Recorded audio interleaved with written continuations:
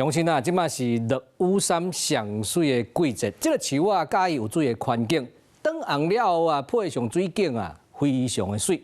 咱做伙来分啉大湖的口溪欣赏美景。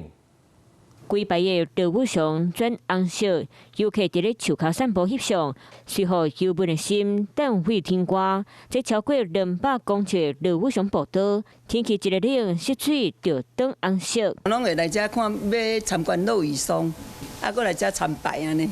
啊，尤其若是天气搁较冷吼，人潮很多。桂林村长讲，这树瓦大约是伫咧民国85年时种的，当时大家敢毋知影这树瓦是要安怎种，看到树瓦变色，就是打冷气，民众烦恼甲一直压水，这趣味花叶捡起来溜，便若想到就感觉真心涩。哦，你落雨松步道吼，总长大约超过212公尺。落雨松吼，伊就是打冬的时阵吼，树叶啊落了了，啊，甲开春的时阵吼，伊才佫会咧发芽呢。树瓦转红的景色，让济旅客来遮欣赏水景。